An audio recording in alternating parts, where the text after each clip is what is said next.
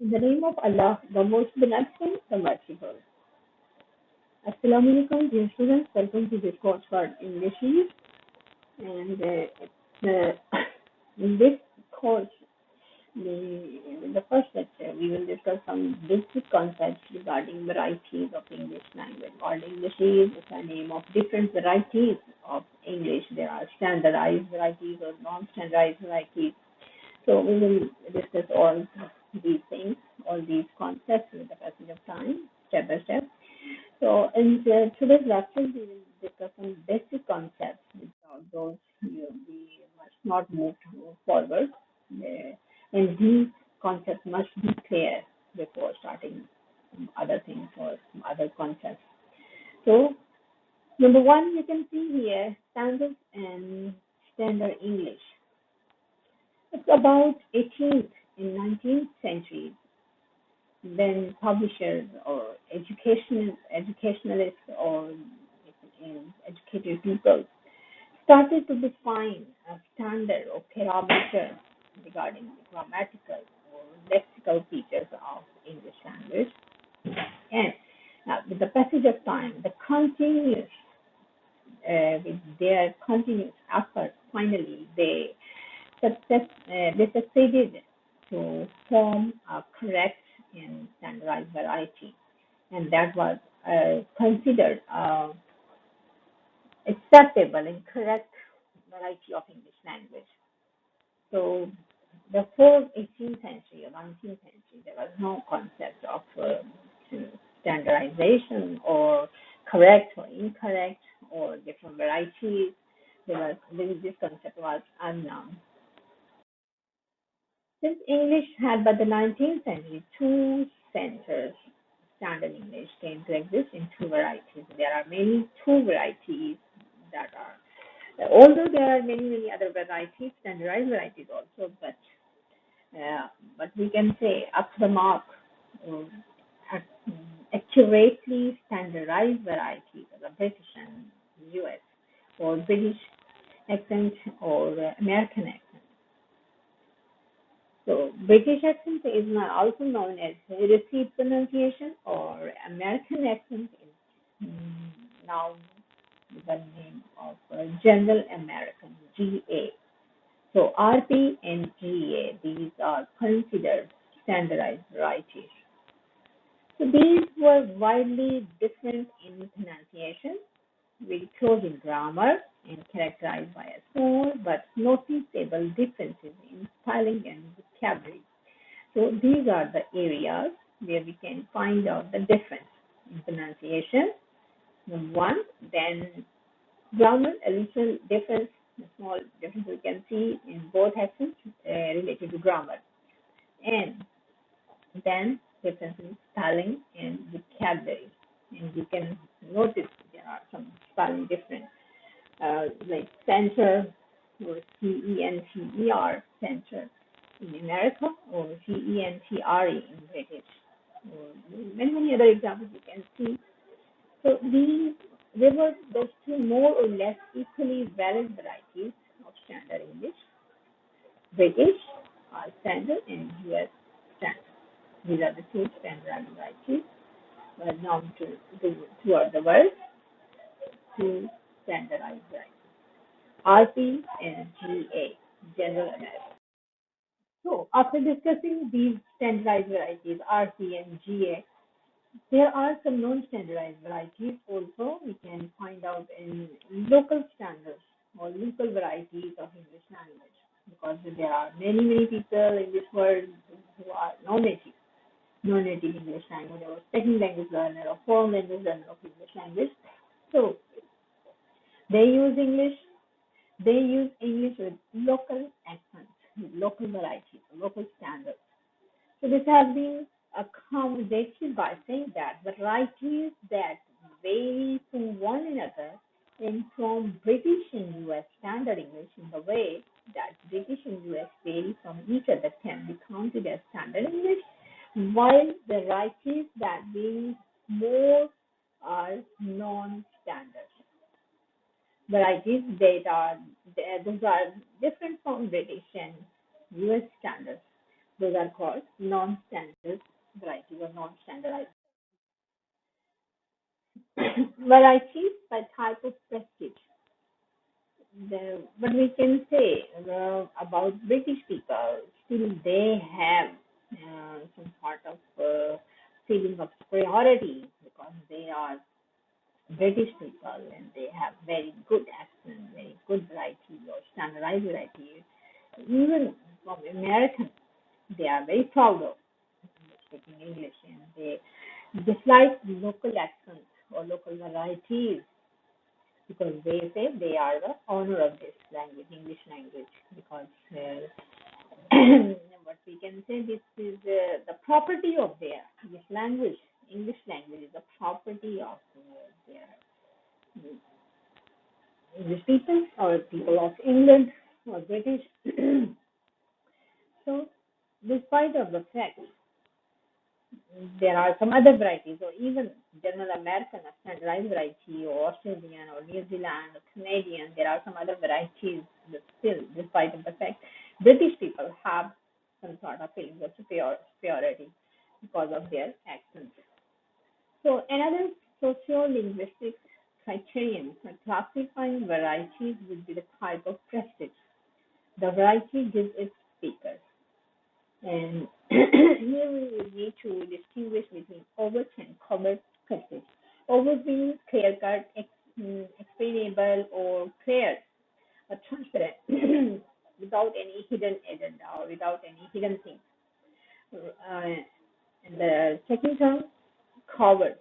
Covert means hidden prestige. Overt, clear, and covert means that is not clear. Apparently, it's not clear, but it's also there is also feeling of prestige by using those varieties. So some varieties might give no prestige of any kind. For example, perhaps dying traditional rural dialects. So other might be stigmatized and called ugly or low class, but actually give covered status, hidden status, or what we can say, hidden feelings of this sort of make their speakers appear warm, cool, humorous, masculine, or tough. These are the qualities, or what we can say. Because of these qualities, the people of the rural dialect, the people of accent that is not appreciated or ugly or low class accent, but still they use that accent. So because they like this accent, because some other qualities are associated with this prestige or this language or this accent or this variety. Here are some examples like Konkani or African American vernacular English. Vernacular means local English, or Jamaican Creole. So third, there are standard or near standard varieties which seems to be both over and a kind of common prestige. There are some varieties like educated Scotch, standard Singapore English, or Nigerian standard English. In their own areas, they give their users common prestige, make them sound educated, powerful, cultured, polite, and so on. But at the same time, they express loyalty or solidarity with their own community. So this is the examples of covered prestige, and as well as they show their qualities, or they as well as they show their loyalty or integrity with their own community, their own nation, or their own land or area or country. Scots, Singaporean, or Nigerian do not want to sound like Englishmen or Americans. Here in Pakistan, we have a trend, we have opinion like we must speak English like native people, otherwise our English is not standardized. So now this trend has been changed. If your accent is different, if your local variety, or if there is the effect of L1 in your second language or in your English language, when you are speaking English language, or there is the effect of your mother tongue or provincial language, so it's not very bad. it's also accepted. Like Scottish people or Singaporean Nigerian people, they think that it's not bad thing that if we cannot speak like Englishman or British people or Americans. So if we are able to speak English, that's enough. If we are able to communicate with other people, that's enough, right? There's no need to change each and everything regarding our accents or pronunciation. Anyhow, if there's no problem with communication, if there are problems or facing some issues, sorry, and there is no communication, there is communication gap, then we must change some sort of accent. So it's not very bad. If we are Pakistani and we are recognized by our accent or by what we can say, but the accents are different accents from Englishman, from British, from Indian, from Bangladeshi. So it's not very bad. We want to show our own identity. Being a Pakistani, we are good speaker of English language. Being a Pakistani, we can communicate in their language, in non-native language. Here I want to give my own examples. During my stay in Malaysia, when I don't remember the exact location. I went into an office and there was a Nigerian guy and he was saying, "Are you Pakistani?" And I said, "I was." When I was communicating with him, and he recognized my accent and he recognized that I am a Pakistani. And I asked him, "How did you recognize?" He said, "Your accent. Your accent tells me that you are Pakistani." So I feel proud. It's not very bad if I am recognized by my accent, and my identity is also recognized with my accent. It's a very good thing. So finally, there are varieties which give overstressed worldwide, principally the US standard with the general American accent and British standard with the RP accent. Because speakers may not wish to identify entirely with one group, we will find mixed varieties. So in the area of their accent with some pronunciation, signaling membership of one group and some of another. There are some countries or there are some societies where local standards or non-standard varieties or standard varieties are being used. Like local standard are used, local standard variety is being used by the educated people on formal situations, formal occasions, and non-standard varieties is used by the uneducated people. And it's called intermediate form rather than local standard or local form. Regarding the accents, regarding the varieties, there are some terms that we need to understand. There are basically three terms: acrolect, mesolect, and bacillect. These are the different varieties. Acrolect means there is a standardized varieties, and the mesolect means not very bad accent pronunciation, not very good or excellent, in the midway. We can communicate, we can speak, but not with the level of standardized accents or English, or not very bad that we are unable to communicate. So Bacillus is the midway, the middle level. Or Bacillus is a very poor pronunciation, poor accents, or some sort of communication breakdown could be occurred with this variety.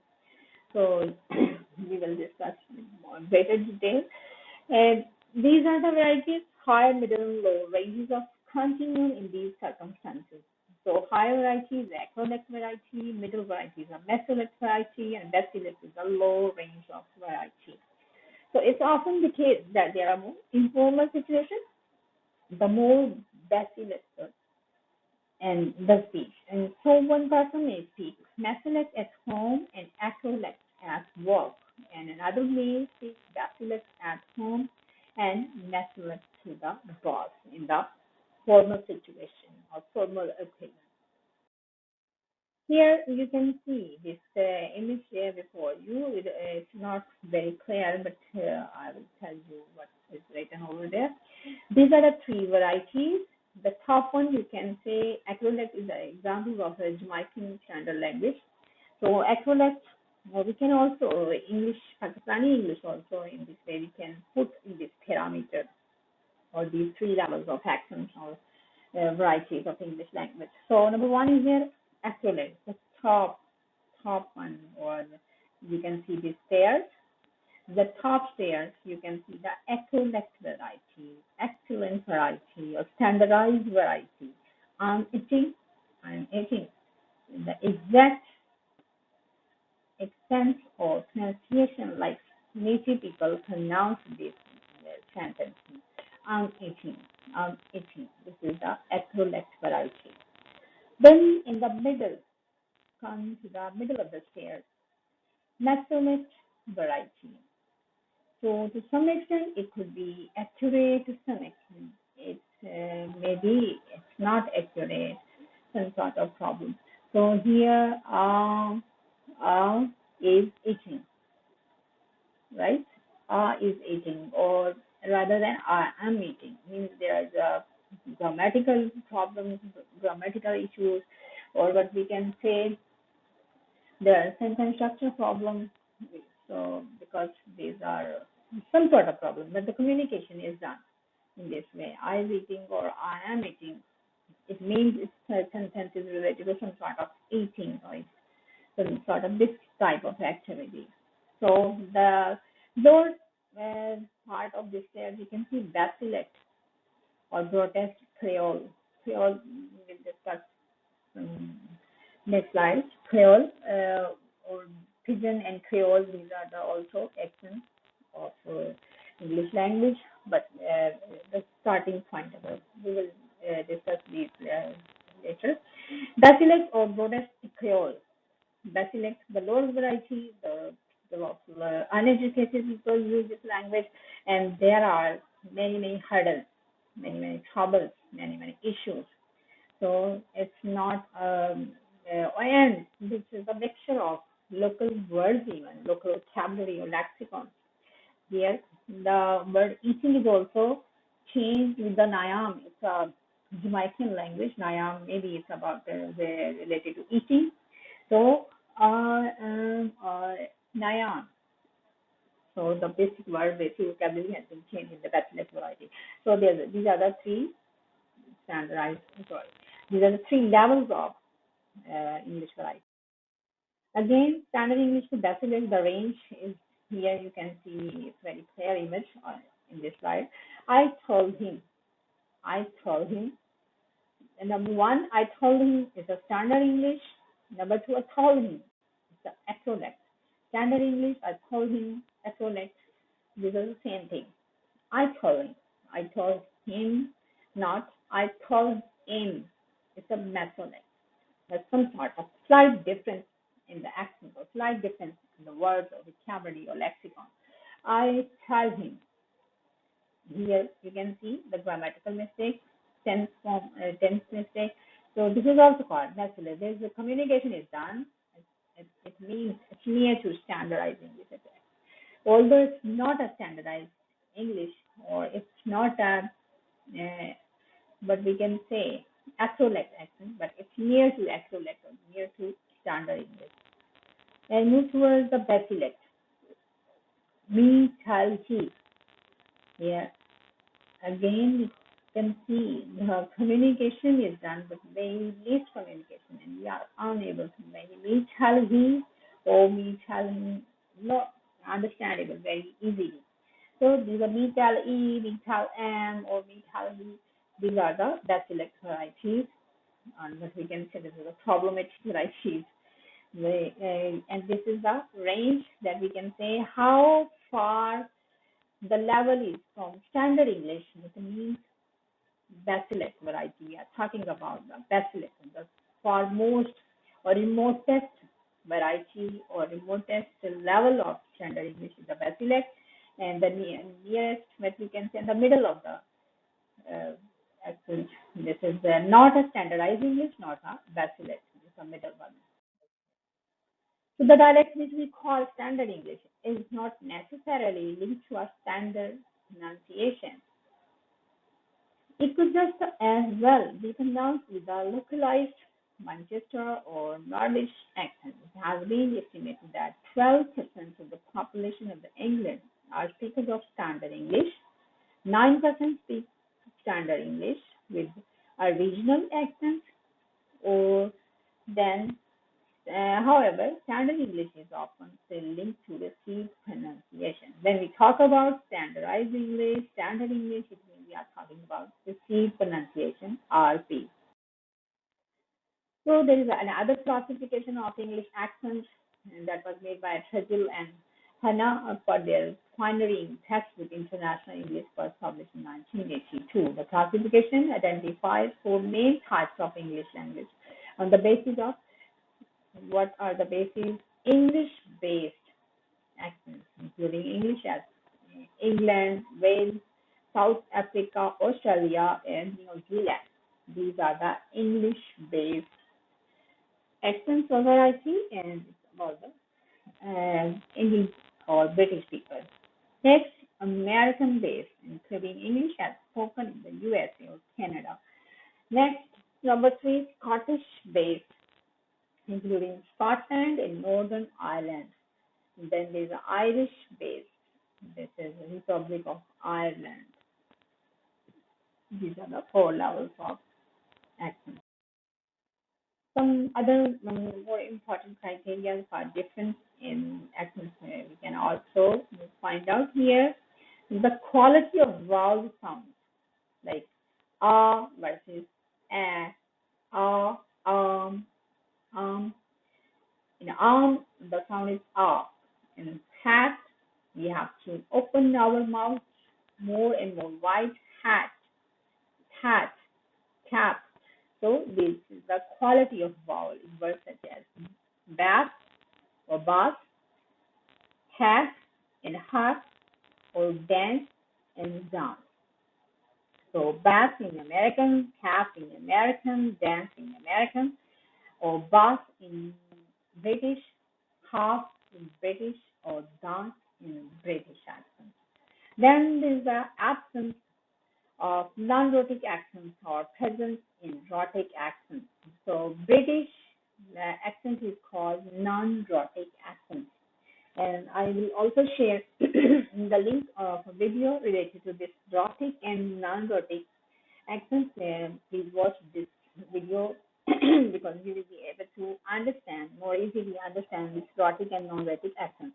So rhotic accents means American accents and non-rhotic accents means we are talking about British accents. So what is rhotic and non-rhotic? What is the letter that we are that we can understand? This is the R sound, R letter. British do not pronounce the R sound in the final position or before a consonant like here, here or walk, here or walk. Whereas Americans pronounce the sound, Americans pronounce the R sound, whether it's the final position or before a consonant, they pronounce the R sound. That's why they call it rhotic R, right? Or rhotic accent. Here or work, they pronounce the R sound clearly. Next, there is a degree of closeness in the front vowels, as in pan or pan, or front or back vowels in words such as father or part. Next is the absence or presence of contrast in length and vowel quality in word pairs such as caught and caught. Next, there is the absence or presence of voice in intervocalic tasm, as in later or letter. These are the also different in both varieties. Next, the term that we need to understand, the norm. What does it mean? The term norm or the for the implicit set of rules. Implicit means hidden set of rules speakers appear to use for what it's appropriate to say, in what grammatical or social context, in what way they need to speak, in what way they have to speak, or what are the standards what are the parameters, what are the norms that non-native people have to apply or non-native people have to use while speaking English language. So these are the hidden set or implicit set of rules. They know, although we at beginner level, the learner of second language or a foreign language, uh, they have to learn those rules and they have to understand those rules. But with the passage of time, the rules are forgotten, and they know what are the rules, or these this is a set of basic rules or grammatical rules, or what we can say different standards that non-native people have to use while they are speaking English language. So when we say that Northern Irish English tends to use the base form of the verb with they as subject, but the as form with plural nouns. The girl does that. They do that. So we are describing the norm of Northern Irish English. The girl does that. Whereas the English standardized, we talk about English standardized English, the girls do that rather than the girls does that. So it's a norm of Northern Irish English rather than standardized English or rather than RP English accent or GA English accent. Codification and use in writing. There are at least four stages in language standardization: selection of language conventions or their acceptance by an influential group, their diffusion or their maintenance by some authoritative institution. 40. Selection of language conventions or language traditions or language rules. And then there's the acceptance of those parameters, those standards, those guidelines. And then there's the spread of those guidelines, those standards, the norms, the parameters. And after diffusion or after spreading those known parameters, there is effort done by some authoritative institutions to maintain that level of accent or that level of difference or that level of what we can say different standards. So in the first stage, one norm is selected by some powerful group. Who are the powerful group? Definitely educated people or elite class or researchers or what we can say teachers. So these are the powerful groups from the various norms existing in the particular area. Typically, a state this is based on the prestige of the norm rather than the any linguistic feature. Standardized varieties are usually based on the norms of the capital, the educated classes, the dominant ethnicity, and so on. For example, as what was later to be called standard English started to emerge initially as a norm for writing in the 15th or 16th centuries, a long, long time ago. So it was based on the language of the court in London and the London publisher, the social and educational elite class at Oxford, in Cambridge, and so on. Then they started to do work and then they did effort to make this language or this accent a standardized accent. So then after their effort, after codification, after refinement of their accent or their what we can say variety, they uh, they showed that this is the correct standardized English, and if they not forced, but mostly people knew about this standard variety, and mostly people, majority of the people start to use that particular standard or correct English by themselves. As the rules are being formulated, the acceptance for them must be sought from influential groups like religious authorities, civil servants, publishers, the teachers, and social elite, and in 17th century, particularly the royal court. They started to accept that norm, they started to accept that standard English. So once they are accepted, they are diffused, then there is a need to spread all this. What was done by the educationalists or by the religious scholars or by the elite class or by teachers, by the priests or by the what we can say, the religious scholars. So then there's a need to diffuse it, to spread it, and then there's a need to maintain, I'm sorry, maintain that variety.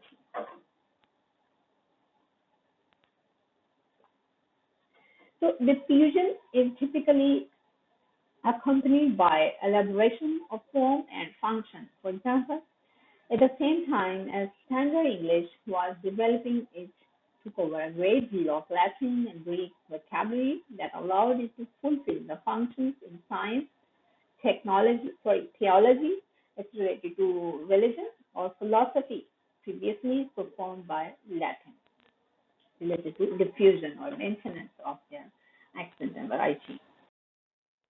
So at a fairly late stage in the standardization or after codification or refinement, process codification becomes possible and seen as desirable. In the course of the 18th century, English grammar books and dictionaries started to be produced defining what they called correct uses for both speech and writing. So we can find two types of principles or processes. At number one, people should do this one. People should pronounce words according to the making norms or standardized norms in written and speaking of words. Or the second one, not only they should do, they must be condemned. Is it possible to condemn people, to what we can say, to compel people, to enforce people for not allowing the rules, and social discrimination on a linguistic basis becomes possible. So what we can say, hidden agenda, social discrimination or linguistic discrimination on the part of or on the basis of accent or varieties, or sort of variety a person is using, or acromate variety or methylic variety or bacillus variety. What sort of accent or variety a person is using, he or she must be valued according to the accent. So this was also possible when the new standards or standardized norms were created or well established. So linguistic discrimination or social discrimination were also occurred. There are different many varieties until the 20th century which were used in writing, and there are no perspectives used for correct grammar, following a vocabulary. Correct usage, the norm is just what people say. So what they say, and that was acceptable. So other varieties like Caribbean Standard English, Indian Standard English, or Nigerian Standard English are at a fairly early stage of standardization where some selection has taken place and the selection norm is accepted in some quarters or but not just generally.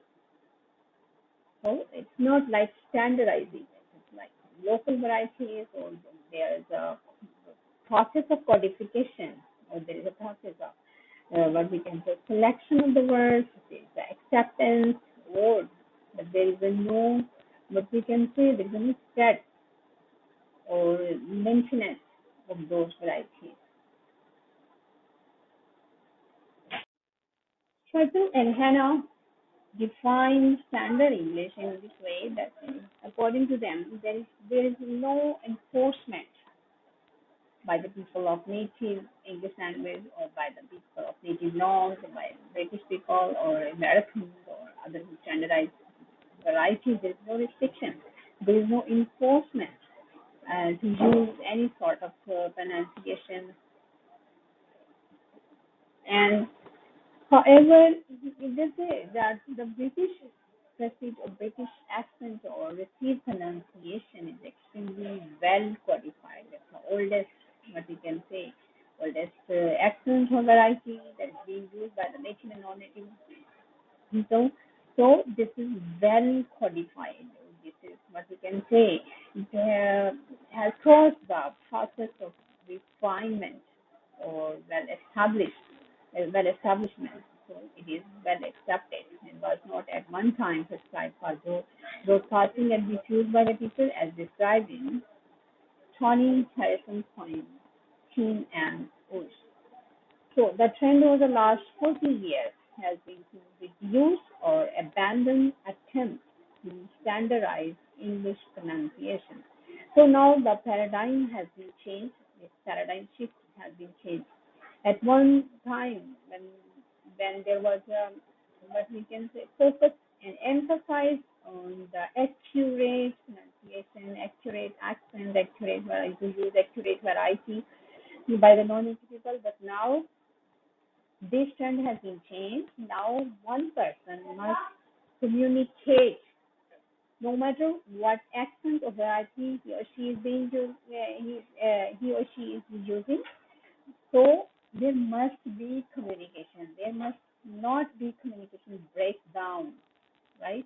If a person is able to communicate or conversate with the other non-native people, so it means there is no restriction to use a particular standardized variety or accent. So this paradigm has been changed right now. Okay, this is the end of our today's lecture. Goodbye. Take care.